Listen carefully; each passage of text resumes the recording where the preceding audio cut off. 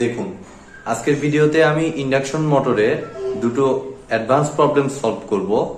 তো ভিডিওটি শুরু করার আগে আমি বলবো যে যারা আমার ভিডিওতে একদম নতুন তারা আমার প্লেলিস্ট থেকে ইন্ডাকশন মোটরের প্লেলিস্টের আগের ভিডিওগুলো একটু কাইন্ডলি দেখে আসুন, তাহলে আপনাদের অবশ্যই বুঝতে সুবিধা হবে।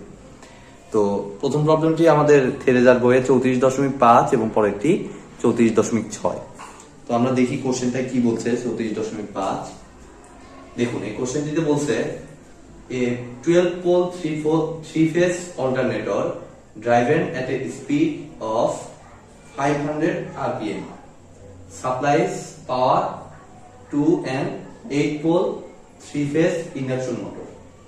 If the slip of the motor at full load is 3%, calculate the full load speed of the motor.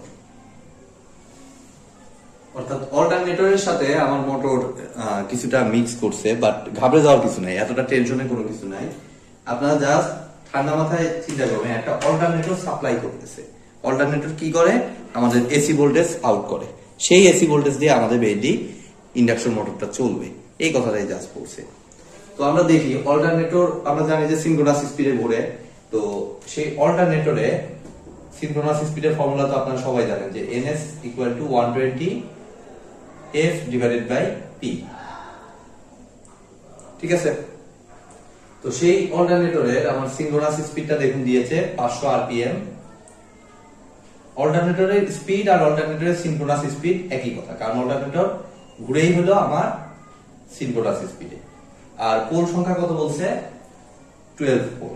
অর্থাৎ আমাদের দেখুন কোশ্চেনে কোথাও ফ্রিকোয়েন্সির কথা উল্লেখ করা নেই, জাস্ট এই ফ্রিকোয়েন্সিটা আননোন আছে, সেই ফ্রিকোয়েন্সিটা বের করার জন্য আমার অল্টারনেটরটা দিছে, আপনাদের কনফিউশন তৈরি করার জন্য, আর কিছুই না।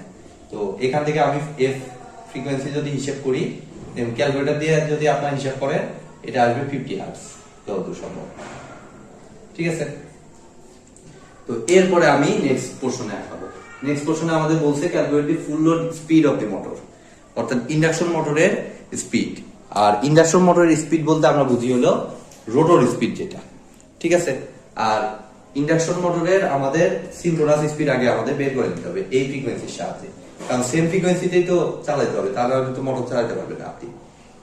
সিনক্রোনাস জেনারেটর বা অল্টারনেটর যে স্পিডে ঘুরে, সেই স্পিড অনুযায়ী যে ফ্রিকোয়েন্সিটা পাবে, সেই ফ্রিকোয়েন্সি দিয়েই আমার ইন্ডাকশন মোটর চলবে। দ্যাট মিন্স আমাদের ইন্ডাকশন মোটরের সিনক্রোনাস স্পিডটা আমি ns প্রাইম মনে করলাম, সেটা আমার আসবে 120 f সেম থাকবে, আর পোল সংখ্যা চেঞ্জ হবে। পোল সংখ্যা দেখুন ইন্ডাকশন মোটর বলছে 8 পোল, তাহলে এখান থেকে যদি আমরা হিসাব করি 120 ইনটু f হচ্ছে আমাদের 50, আর পোল হচ্ছে 8টা। তো এটা যদি আমরা হিসাব করে ফেলি, আমাদের দেখুন 120 into 50 divided by 8, 750 rpm, 750 rpm। এখন যেহেতু আমাদের এই মোটরের স্লিপ দিয়ে দেওয়া, আমরা জাস্ট স্লিপের যে ফর্মুলাটা, অর্থাৎ ns প্রাইম ধরছি আমি, তাহলে স্পিডটা আমার nr বা n যেটাই বলুন না কেন, rotor speed divided by ns prime. Just স্লিপের ভ্যালু হচ্ছে আমাদের 3%, মানে 3/100,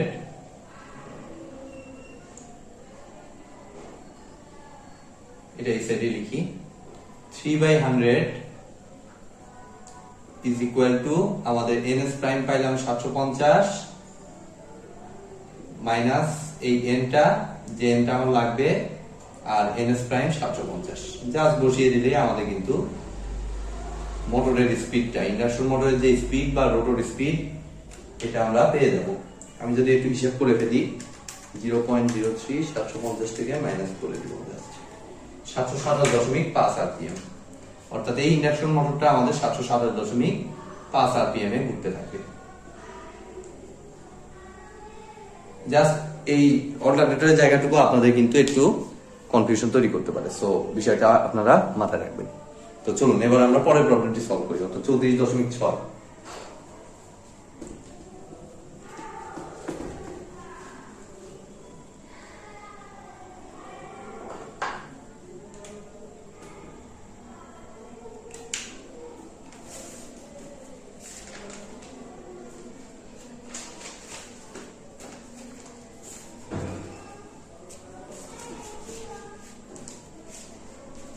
দেখুন আমাদের 34.6 প্রবলেমটাতে আমাদের বলছে a three phase induction motor having a star connected rotor has an induced EMF of 80 volts between slip rings at standstill on open circuit. The rotor has a resistance and reactance per phase of 1 ohm and 4 ohm respectively. Calculate current per phase and power factor when A number বলছে slip rings are short circuited R B number বলছে slip rings are connected to a star connected rheostat of 3 ohm per phase. ঠিক আছে, তো এখানে কোশ্চেনটি আমার কিন্তু 3 phase বলছে, 3 ফেজ কোথাও বলে নাই, বাট স্টার কানেক্টেড বলছে। তো এই স্টার কানেক্টেড মানে আমাদের ধরে নিতে হবে এটা 3 ফেজ, কারণ 3 ফেজেই তো আমাদের স্টার ডেল্টা এগুলো হয়। ঠিক আছে, তো এখানে আমরা যে কাজটা করি, এই ইএমএফ যেটা 80 ভোল্ট দেয়া আছে, এই 80 ভোল্ট ধরে আমরা ক্যালকুলেট করে ফেলি। বাট খেয়াল করে দেখুন, আমাদের নরমালি এসি সার্কিটে আমরা দেখেছি যে এসি সার্কিট বা পাওয়ার সিস্টেম কোর্সে আমরা দেখেছি যে এই 80 ভোল্ট যেটা দেয়া থাকে এটা অবশ্যই লাইন ভোল্টেজ হয়। ঠিক আছে, বাট স্টার কানেক্টেডের ক্ষেত্রে আমাদের লাগবে ফেজ ভোল্টেজ, কারণ দেখুন রোটরের রেজিস্ট্যান্স আর রিঅ্যাকট্যান্সটা দেয়া আছে পার ফেজে। ঠিক আছে, অর্থাৎ আমাদের মেইনলি ফেজ ভোল্টেজটা লাগবে। তাহলে আমরা যদি হিসাব করি 1 নাম্বার বা 2 নাম্বার যেটাই বলুন না কেন, আমাদের ইএমএফ যেটা রোটর ইএমএফ ই মনে করলাম, এটা অবশ্যই হবে আমাদের 80/√3। আমরা জানি লাইন ভোল্টেজ থেকে ফেজ ভোল্টেজে কনভার্ট করতে হলে √3 দিয়ে ভাগ করতে হয়। ঠিক আছে, তো 80/√3 আমরা যদি হিসাব করে ফেলি 46.188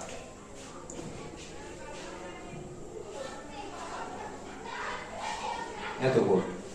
এখন ইন্ডাকশন মোটরে আমরা জানি যে কারেন্ট, রোটর কারেন্ট যেটা বের করার জন্য আমাদের কন্ডিশন হচ্ছে রোটর কারেন্টের যে ওপেন সার্কিট ইএমএফ, অর্থাৎ এই যে এটা 46.188 মাত্র বাইরাম যেটা, সেটার সাথে আমাদের স্লিপ গুণন হয়।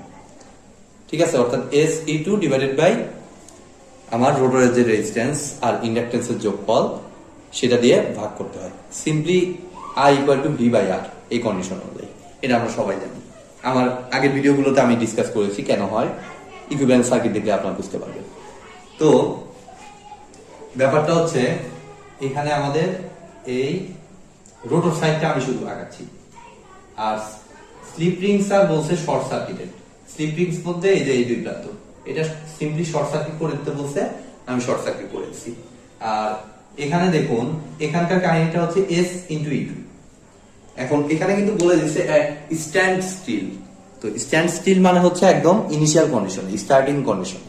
তো স্টার্টিং কন্ডিশনে আমাদের স্লিপের ভ্যালু কত হয় দেখুন, আমাদের স্লিপের ফর্মুলা হচ্ছে ns - n divided by ns। তো আপনি যে মুহূর্তে স্পিড মোটরকে ঘোরান না কেন, সিনক্রোনাস স্পিড হবে, সিনক্রোনাস স্পিড সবসময় সেম থাকবে। ঠিক আছে, বাট একদম শুরুর কন্ডিশনে অর্থাৎ স্ট্যান্ড স্টিল কন্ডিশনে কিন্তু রোটরের স্পিড 0 থাকবে।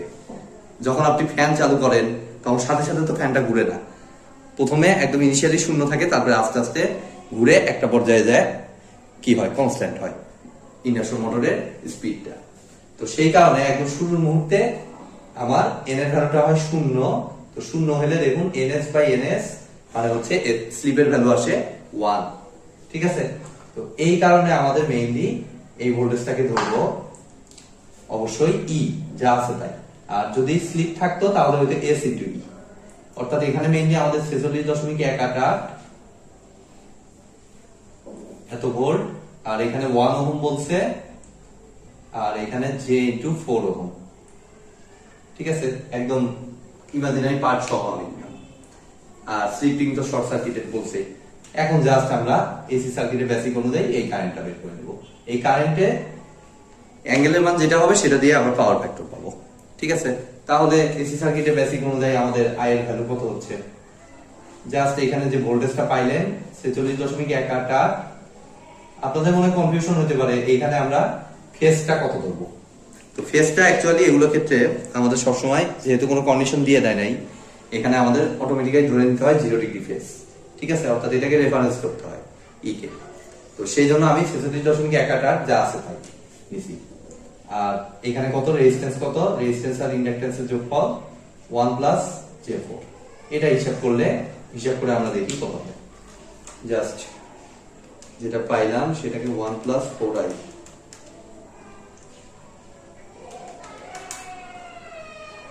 দেখুন আমাদের আসতেছে 11.20 অ্যাঙ্গেল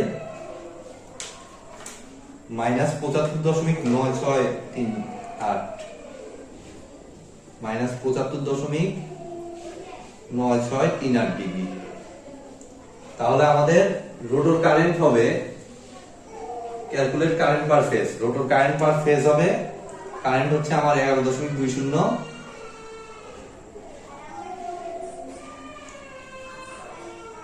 আর পাওয়ার ফ্যাক্টর হবে হচ্ছে আমাদের, জাস্ট পাওয়ার ফ্যাক্টর মানে আমরা জানি cos থিটা, তো cos আমাদের কত মাইনাস 75.938 ডিগ্রি।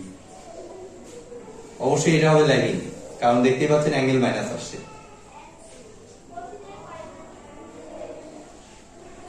ইন্ডাকটিভ লোডে সবসময় ল্যাগিং পাওয়ার ফ্যাক্টর আসে। তাহলে 75.938 ডিগ্রি।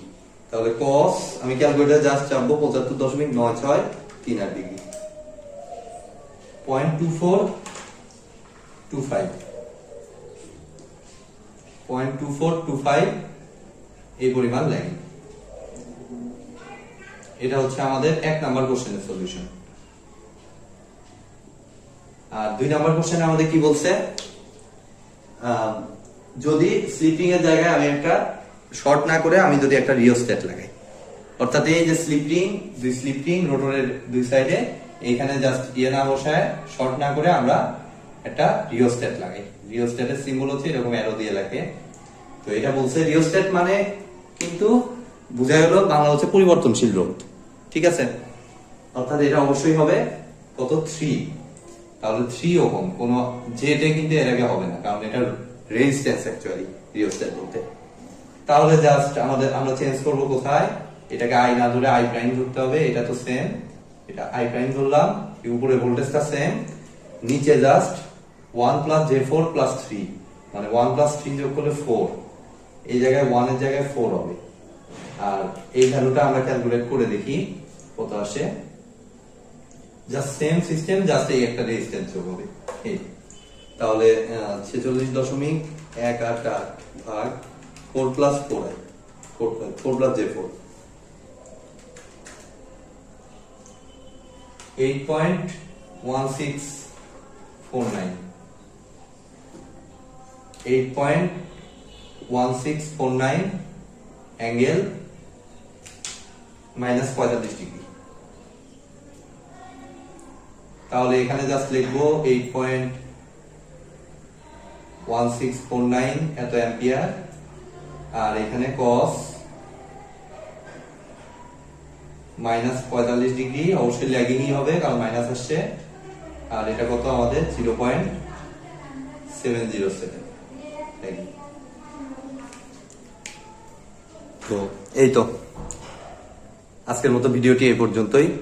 ভিডিওটি যদি ভালো লেগে থাকে অবশ্যই ভিডিওতে একটি লাইক দিবেন, বন্ধুদের সাথে বেশি বেশি শেয়ার করবেন, আর চ্যানেলে নতুন হয়ে থাকলে অবশ্যই চ্যানেলটি সাবস্ক্রাইব করবেন। ধন্যবাদ।